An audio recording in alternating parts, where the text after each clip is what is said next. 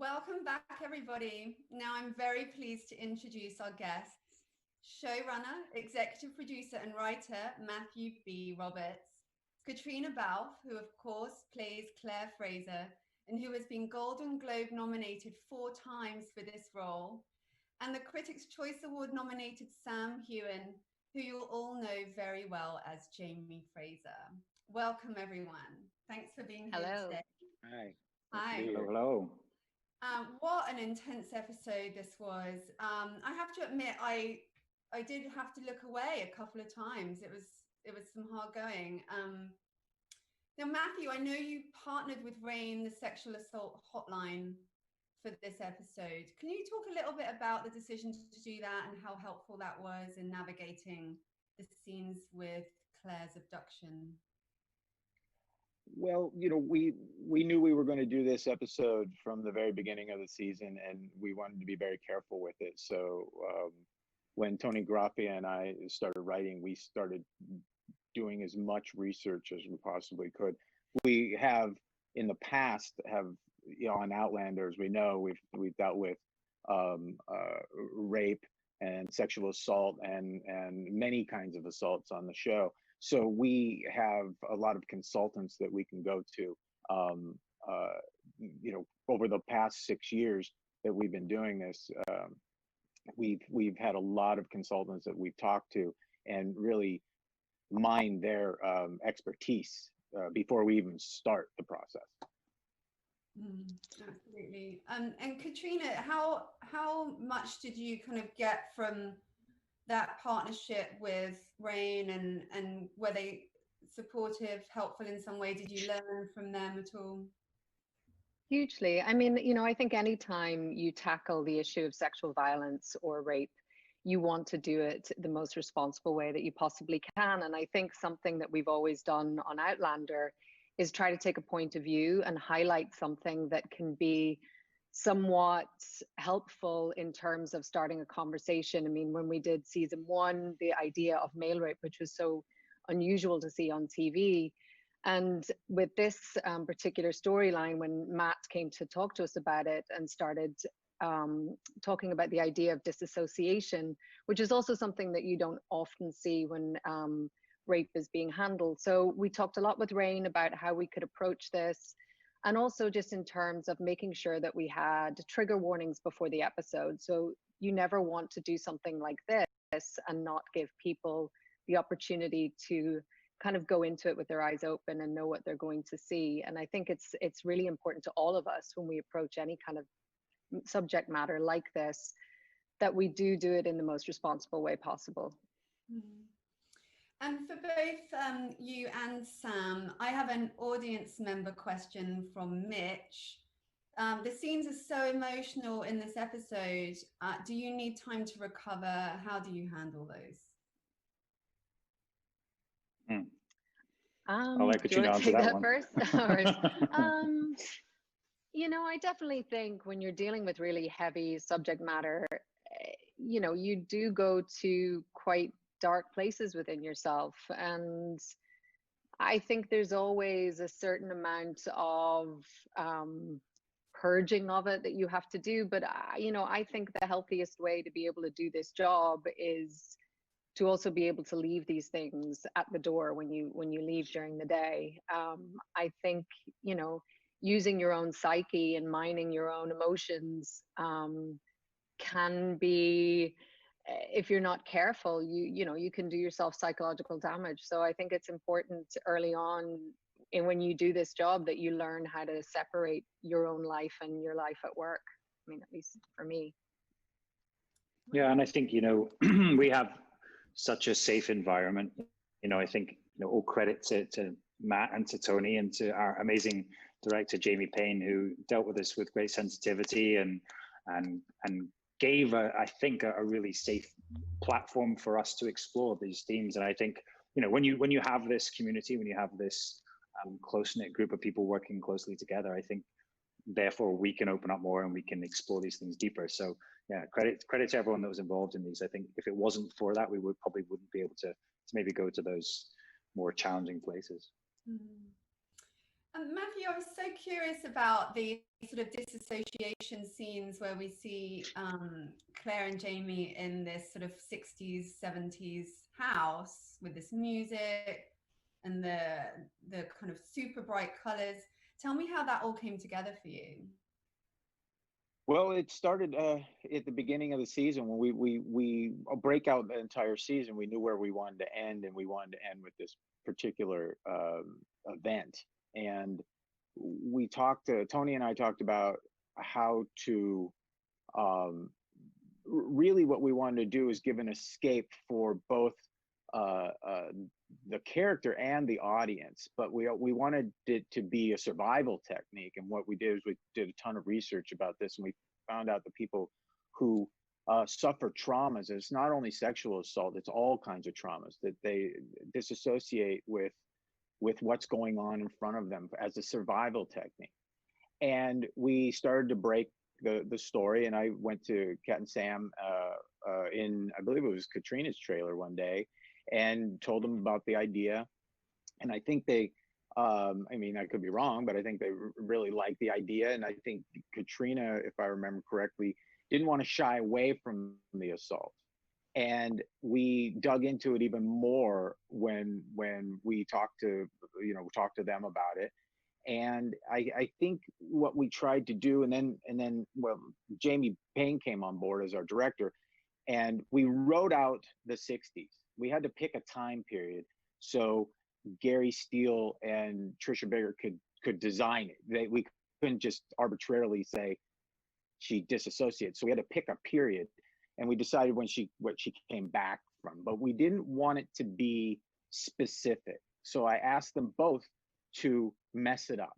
And if you watch the episode, you'll notice that there are pieces in one scene in the what we call dream escapes that are messed up. So there'll be objects in one scene that aren't there anymore. And if you look at young Ian's uniform, he has wampum beads instead of military ribbons. So we decided to really, because Claire was in such a state, she wasn't imagining this as a perfect place. It was just her escape to get away from. And it was a team effort amongst everybody. I think everybody brought their best to this one. We spent a lot of time doing a lot of meetings with Jamie. I met with Jamie on the weekends. Kat and Sam brought a lot to the table, and I had ideas about what it would look like and how it would feel. We wrote out a bunch of dialogue for it, and it really, over the shooting, it just got trimmed down. So to really what it is, and then when we got to editing, we even trimmed it down even more. So it was a really big team effort, and everybody from every designer and the crew and all the cast really dug in on this one, and I'm very proud of it. Mm-hmm. Talking about these incredible sets, I know we were chatting a little bit about it before this panel began. And I actually had an audience question from Laurie about this. This is the last season for your production designer, John Gary Steele, and he created every set that we've seen over the years. It must be really hard to say goodbyes, one of the Outlander family. Do you have a favorite set that you recall, and why? That's for everyone. Sam? I know, we've just had this discussion, so I know what you guys are going to answer be. So mine's going to be slightly different, but mine would be the Great Hall season 1, Castle Leoch. It's just I remember it because it was such an impact on me, as sort of quite green coming into this show, and just seeing the dedication and detail that he put into it. I mean, he had taken castings, I believe, from the local castle, Doon Castle, and then recreated this hall, and the chandeliers were stag's heads, and there was just so many amazing little details. The sawdust and the dirt on the ground, and then of course everything gets completely destroyed after 4 weeks of filming or whatever it is. So it just was overwhelming. And that was the first impression of Gary's work. But to be honest, every time he's kind of increased the bar, and he's just outdone himself. And he's going to be a great loss, but he was a remarkable man to work with. Yeah, it's so hard to choose. What was yours? I mean, God, I mean, there's such an embarrassment of choices, but I actually Master Raymond's Apothecary in France in season 2 was incredible. It's just, I mean, I think the thing with Gary and all of his work is how much it helps us in our work. And you would go on to any set and just the attention to detail and all of those little things that just make the world so alive and so available to you. So much of your work of imagination of putting yourself in a place is already done. Yeah. One of the things that Gary and his team used to do is, you know, you could go into a drawer and the drawer would be filled with things, or a cupboard and it would be filled with things. And his mindset is, I don't know where the actors are going to go. I don't know what they're going to do. And I want, if they go to a drawer, there should be something in it. If they go to a cupboard, there should be something in it. And that's just, like Kat said, that's the attention to detail. I mean, if you look at, for me, you know, the Star Chamber jumps out as in just, it's a work of art. And it's just so sad to tear it down. We wish we would kept it up forever. But it really is walking into that for the first time. You looked at it when it was fully lit. You were in awe. But you know, the Boston apartment, it was just amazing with the detail. The French apart where Jamie and Claire lived in France was stunning. You know, you had the brothel, you have Wilmington streets, you have the Paris streets that they designed. So the list, like Kat said, the list goes on and on and on. And I think for a lot of us, every time we walked onto a new set, it's not that you forgot the old sets, but you went, wow, you outdid yourself. Yeah, and that was one thing that Gary did. We always wanted to do this for the audience and for the cast, is to give them that new world. So when they reach the new world, you're in it, whether it be Paris or the Caribbean or the New World. When we went down to South Africa, Gary redid Jamaica for everybody, and the ships. I mean, the detail was crazy. So kudos to Gary and his entire team. So he will be. And actually, just as an actor, you know, going on set, as you said, Matt, like, you felt at home there. You know, you maybe had only just been there, and you instantly have to pretend this is where you've spent, you know, a lot of time, and you just felt at home because of all those details. And he also brought a lot of the characters, I guess, individual characters into certain elements of the sets as well. I mean, you know, Claire's surgery and all these places. I mean, they had so much detail. So yeah, we were very lucky to work with them. I really loved the whole medical side of things that we saw Claire doing this season. Caitriona, I'm told that you got quite into it with the research and understanding it. Is that the case? Like, what was it like? And can you now do surgery? She's practicing now, aren't you? Yeah. At home. I've joined the front lines of the NHS. No, yes, essential worker. Definitely kind of. I had a stomach ache one day, and she actually wanted to take out my appendix. It was just, you know, I don't know why you didn't let me. Yeah, I know. Straight away. Yeah.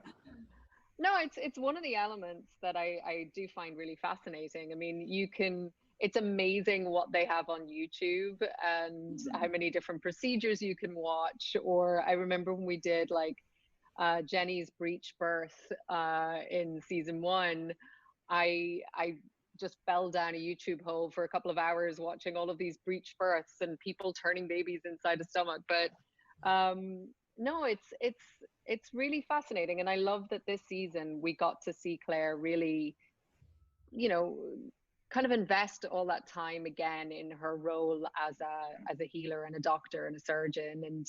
And you know, her sort of fight to first of all, discover or rediscover penicillin, or cultivate penicillin, I suppose. You know, I think it's fascinating. I think it's something it's an interesting element of our show, where you have this person who has all of this foreknowledge of medical procedures from the future and gets to implement them, but yet has to constantly battle with how much she can show her hand, because it's also so dangerous. And as we see at the end of the season, you know, it really costs her. But it's yeah, it's an element of the show I really enjoy. Mm. And Sam, you know, it was really hard to see Jamie this season because he's such a man of honor and integrity. Like that's his whole identity, you know. And you see him so torn in this season. You know, he's putting on the red coat. He loses his beloved Myrta, and is unable to protect Claire. And you have to have all this emotion that is bubbling beneath the surface. How did you get in that headspace of all that kind of contained rage and pain and everything that he goes through? Yeah, I mean, I think the Myrta storyline, excuse me, was, it's not a part of Diana Gabaldon's books, but I think for me and for Jamie, this is like one of the strongest storylines we've had for him for a while, because this dichotomy he's in, he is a man of honor. He's, Myrta's of his blood, and I think, Jamie's losing a part of himself there. He's losing a part of his connection to Scotland, his father figure, his confidant, someone that's been there from the beginning. And I know we've all loved working not only with Duncan Lacroix, who just is, one of the greats of great characters of Outlander, but his character as well, was a really fortuitous kind of storyline that I think also brought the regulator story. It kind of brought it home to the viewer as well. It really put a sort of face to the two sides and the dichotomy that Jamie was in. And then of course, at the end, sort of seeing Red Jamie kind of, yeah, just doing everything, going to battle for Claire, I think was again, just another great storyline. And I think that's what the great thing about Outlander is, that we have these huge emotional arcs, we have huge stories, and each season it seems to get, more complicated and more involved. But it's great, it's a gift to us from the writers and from Diana. I do wonder, you guys have played these roles for, 6 years or so now. Do you find yourselves talking in their rhythms and kind of feeling like you're in the role when you're not in the role? Are you kind of attached and bonded to these roles? Definitely attached, but no, I don't run around saying Jesus ate Roosevelt Christ. You should. I think maybe you should. I should try and do that in my real life. No, I think we've definitely become so protective and so ingrained in these characters that they feel very organic to us at this point. But well, I'm sure everyone else will disagree, but I don't think I'm quite as hot-headed and big-mouthed as Claire. It's interesting, but actually, I think I'm probably the same, and we've become very attached. And I think even right now, with everything that's going on in the world, I think we're realizing, more and more how much we love our job, how much we love our family on Outlander. I wonder what the writers, Matt, if they now think of the characters with a certain voices or the way myself and Caitriona do it. I think a lot of them do now. I see that they start to write the sort of the mannerisms that we have. Yeah, in the season one, certainly early on in season one, we didn't write to you guys in the sense, then we wrote, and then as the seasons go on and on and on, there are certain things that you guys do, and then we write to those things, and we but it's always, a collaboration between, writer, director, actor, the whole the whole group of us. So yeah, I think we try to, but we have a great, starting point with the books, and we do what we can, and there's a lot of fantastic dialogue that we try to pull right out of the books, and I know Kat and Sam try to do that as much as possible when we're telling these stories. So You touched on the costumes a little bit earlier when you were talking about the 1960s house scene, But this is the first season with Trisha Bigger, right? As your costume designer. Yeah. Do you guys have some favorite costumes from this season? I have to say that I think in this, I forget if it was episode 10, but Claire is wearing this amazing full long skirt with a pistol tucked into her belt. Like it's like an accessory. I mean, some of the looks and the coats, and it's all just so amazing. Do you have favorites? Yeah, I mean, I think Trisha has done an incredible job this season. You know, I don't think it's the easiest thing to come in sort of this deep into a show and to be able to put your own stamp on things while also respecting what has gone before. And I think she's been able to do that really beautifully. And for me, I mean, for Claire, you know, I do that blue sort of riding coat that I have is really, really stunning. But equally, there's one that's kind of like a green suit that almost has this nautical kind of feel to it, which I thought was really beautiful. But you know, working with her, especially for EP 12, was really fantastic because we talked a lot about the emotion and you know, picking that color and how we sort of found that silhouette, because we wanted it to be something quite simple but striking and have that, you know, red, the color of danger, red, the color of alert, and all of those things. And it was just, you know, it's great having her here and being able to sort of collaborate in those ways. What about you, Sam? You had some awesome season.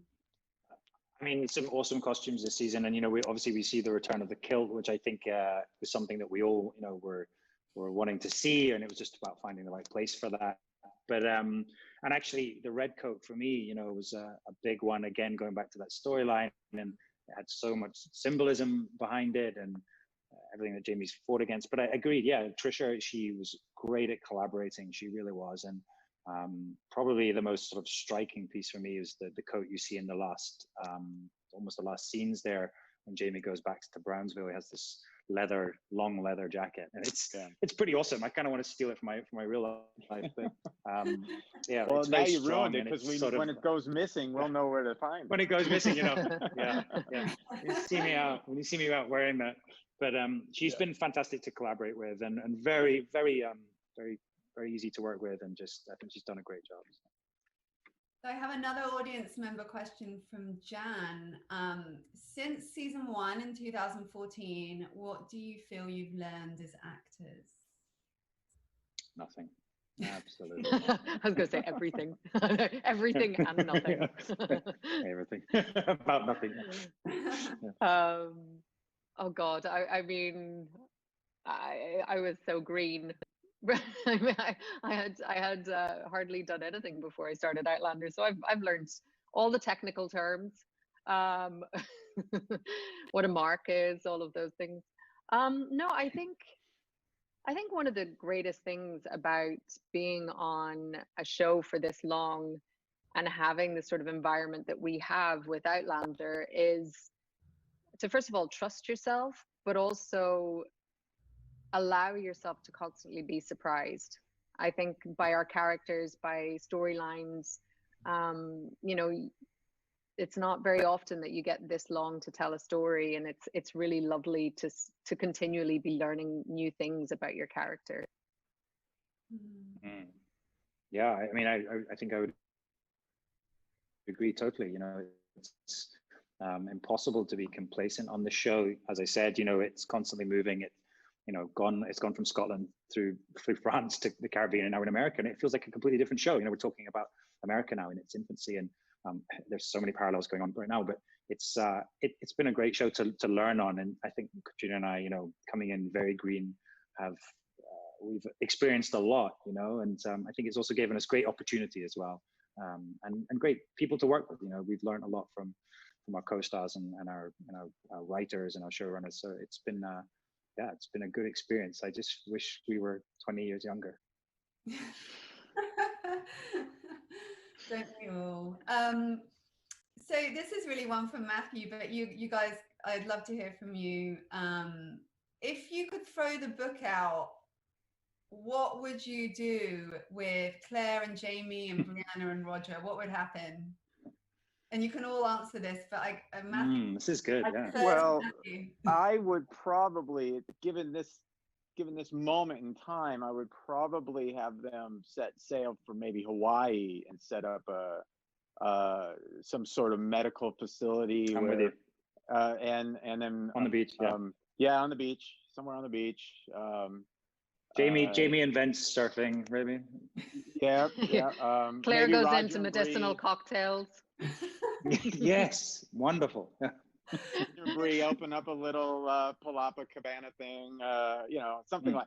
I think if being serious, to throw out the book, I don't know, given the state of the world, I would probably just have them go back to Scotland and do something in Scotland and be in the Highlands, or just because that's where we film, and we may be able to control the world a little better there. I know that we're all dying to get back to work, but I don't know. Kat, Sam, do you guys throw out the book? I never even thought of that. I don't know. before. I'm really into it's your such a- Hawaii idea. Yeah. I'm sold on that. Yeah. A little I medicinal. don't know. I think throwing out the book, I wouldn't want to incur the wrath of Diana Gabaldon and her amazing fans. Yeah. So I think, but I mean, I think we all miss Scotland, in the character of Scotland. And I think, it would be nice to sort of revisit some of that early season stuff. Now, I did just mention the character of Brianna, who's obviously played by the brilliant Sophie Skelton. And that sort of leads me to another audience question from JLS, who says, what is a particular scene for you, Caitriona, with Brie that you found challenging this season? There's some great scenes with you guys. I found challenging. I'm not sure. I mean, I always love when Sophie and I get to work together. She's so amazing, and we always have such a good time.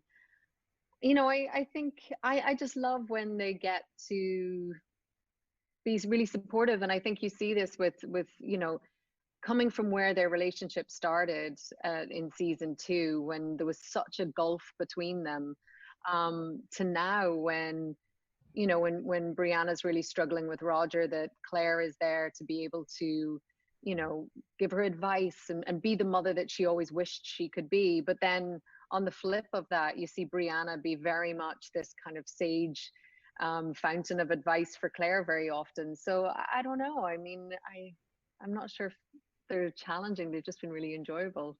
Yeah. I thought you were going to mention the peanut butter jelly sandwich scene and how you just which also was both not demolished them challenging all. because we enjoyed eating those so much. Just ate them all. I love it. It's so funny. So I also know that you guys were both producers this season. How has that added to your experience on the show, taking on that? We have a new bar backstage. It's very busy. You approved this bar, Matthew? Yes, yeah, I've been quite busy with that, but no, I think we both we got the credit, which has been fantastic, and just to be involved in the production meetings and been consulting with Matt and the other writers, and just to have more of an input. I think we've learned a lot from seeing how much prep goes on, some of the specifics as well. It really is quite a jigsaw piece and such a huge show. So it's been really important for us to see part of that, and also I think probably Ep 12 was where you see the most of our influence, because we were really back and forth with Matt and Tony and Jamie, and it was tough material, but I think really rewarding for all of us. Yeah, I think we've been in such a unique position where Sam and I, since day one on this show, have sort of been the two characters with which the story has been told. And it, as season 3, season 4 started, we started to open up that world a lot more and give sort of other characters these storylines, which I think has, benefited our show so much. And it's also given Sam and I the opportunity to maybe take on more responsibility. And for me, I think, you know, I always want to be growing no matter where I am, and I don't want to sort of stay static. And so this just seemed like such an amazing opportunity to keep learning and see where we can be of benefit to the show. And hopefully, Matt, we have been and not pains in the asses. But you know, I do think we have our writers' room in LA, and we have quite a lot of new writers and producers, you know, over the seasons. And the fact that we've kind of been this constant, as Matt has, and Meryl since day one, I think that's really been of a benefit to kind of keep the core of our show and the sort of essence of our show sort of always at the forefront. Well, I just want to say thank you all so much for being here. I can't wait to see what you do next. I hope this show just goes on forever. It never gets old. So just keep at it. And thank you so much for everything today. It's been really enjoyable. Thank you. Thanks. Thank you Thank so you much, for having us. Antonia. Thank Yes. you. Bye. Bye.